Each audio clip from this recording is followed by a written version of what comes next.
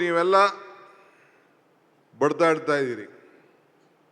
ಇವತ್ತು ನನ್ನ ಕರೆಸಿ, ಜಾರ್ಜ್ ಅವ್ರು ಕರೆಸಿ, ಏನು ಇವತ್ತು ಖಾಸಗೀಕರಣ ಆಗ್ತಾ ಇದೆ ಅದರ ವಿರುದ್ಧವಾಗಿ ನಿಮ್ಮ ಹೋರಾಟ ಚಳುವಳಿ ನಡೀತಾ ಇದೆ.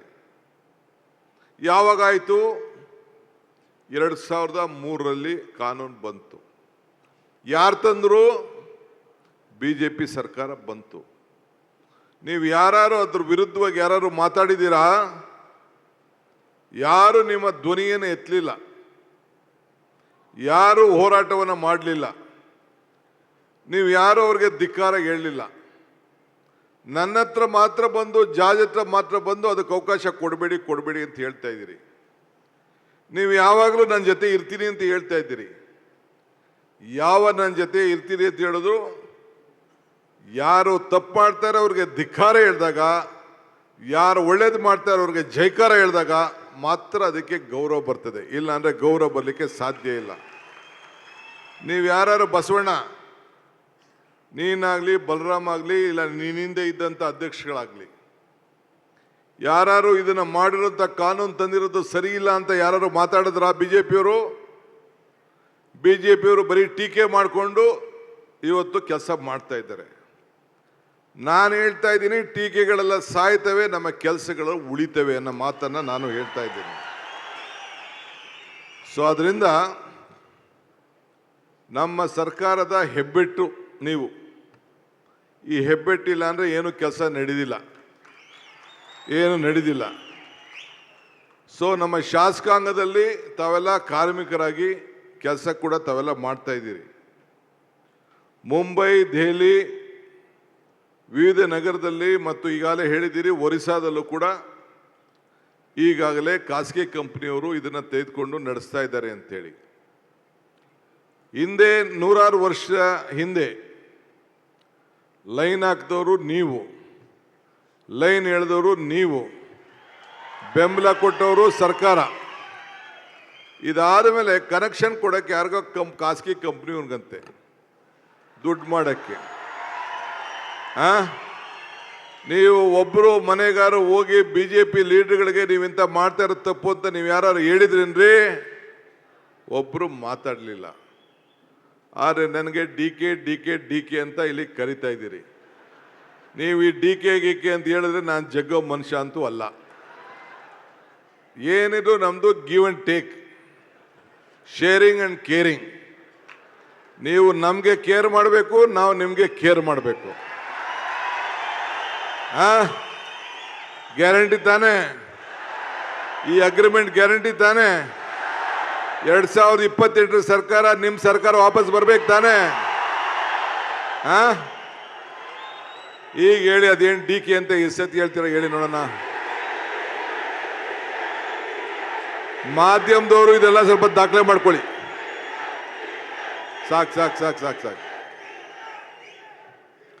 ನುಡಿದಂತೆ ನಡಿಬೇಕು, ಕೊಟ್ಟ ಮಾತನ್ನ ಉಳಿಸ್ಕೊಳ್ಬೇಕು. ಈಗಾಗಲೇ ಜಾರ್ಜ್ ಸಾಹೇಬರು, ನಮ್ಮ ಎಸ್ಕಾಂನ ಎಲ್ಲ ಅಧ್ಯಕ್ಷಗಳು ನನಗೆ ಬಂದು ಕಿವಿಲಿ ಹೇಳಿದ್ದಾರೆ. ಏನು ಹೇಳಿದ್ದಾರೆ? ಡಿ.ಕೆ. ಶಿವಕುಮಾರ್ ಕಾಲದಲ್ಲಿ ಯಾವ ಕಾರಣಕ್ಕೂ ಪ್ರೈವೇಟೈಸೇಷನ್ ಆಗಬಾರ್ದು ಅಂತ ನನಗೆ ಹೇಳಿದ್ದಾರೆ.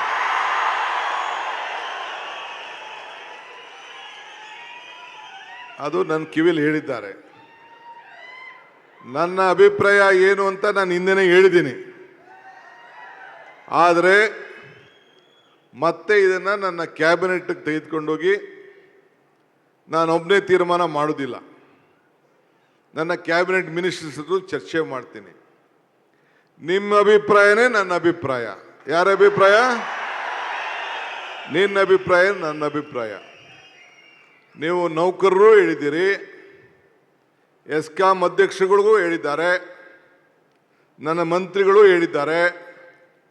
ಅದೆಲ್ಲ ಕೂಡ ಚರ್ಚೆ ಮಾಡಿ ನೀವು ಏನು ನನಗೆ ಜವಾಬ್ದಾರಿ ಕೊಟ್ಟಿದ್ದೀರಿ, ಏನು ನನಗೆ ವಿಶ್ವಾಸ ವ್ಯಕ್ತಪಡಿಸಿದ್ದೀರಿ, ಏನು ನಂಬಿಕೆ ನನ್ನ ಮೇಲೆ ಇಟ್ಟಿದ್ದೀರಿ.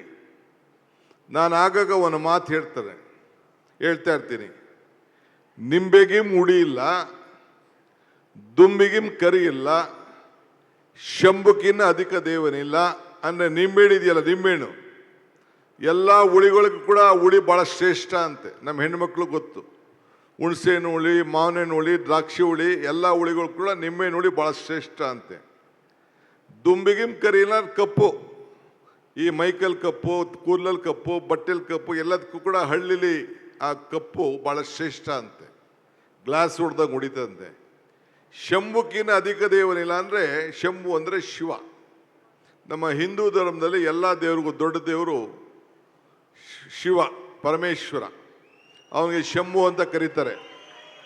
ನಿಂಬೆಗಿಂ ಹುಳಿ ಇಲ್ಲ, ದುಂಬಿಗಿಂ ಕರಿ ಇಲ್ಲ, ಶಂಭುಕಿನ ಅಧಿಕ ದೇವನಿಲ್ಲ, ನಂಬಿಕೆಗಿನ್ನ ದೊಡ್ಡ ಗುಣ ಇಲ್ಲ. ಎಲ್ಲ ಗುಣಗಳಕ್ಕಿನ್ನ ದೊಡ್ಡ ಗುಣ ಯಾವುದು ಅಂದರೆ ನಂಬಿಕೆ.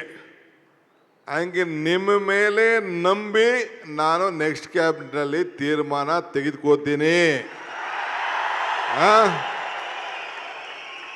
ನೀವೇನಾದ್ರು ಹೆಚ್ಚು ಕಮ್ಮಿ ಮಾಡಿ ಮೋಸ ಮಾಡಿದ್ರೆ ಏನ್ ಮಾಡ್ತೀನಿ?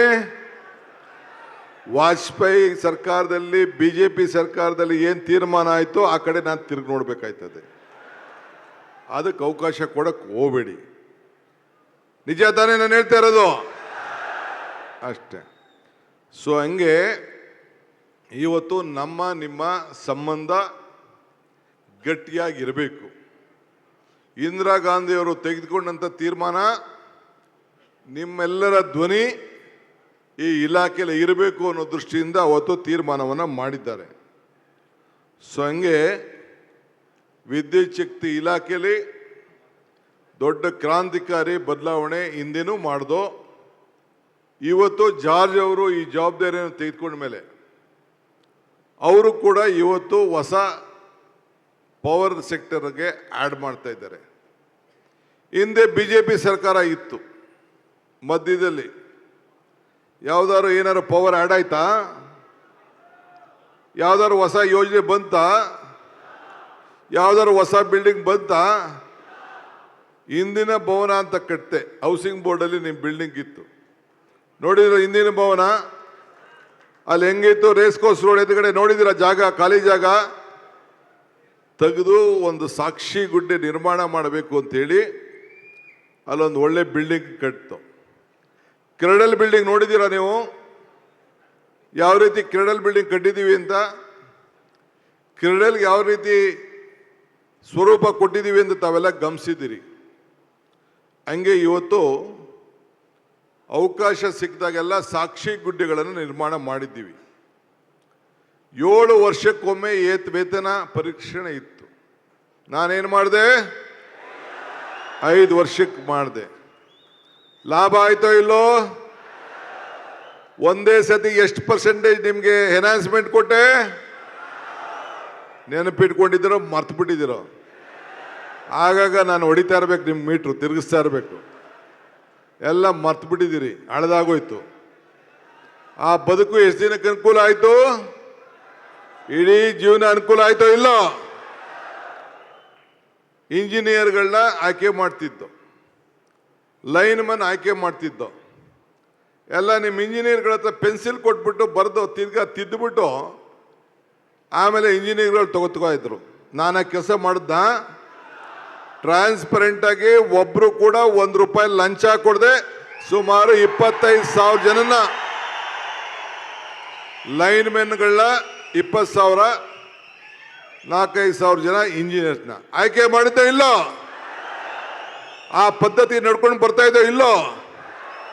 ಬೇರೆಯವರೆಲ್ಲ ಪೆನ್ಸಿಲಲ್ಲಿ ಬರ್ಸಿದ್ದು ನಿಜ ತಾನೆ? ಇದನ್ನ ನೀವು ಸ್ಮರಿಸ್ಕೊಳ್ಬೇಕು. ಅದಕ್ಕೆ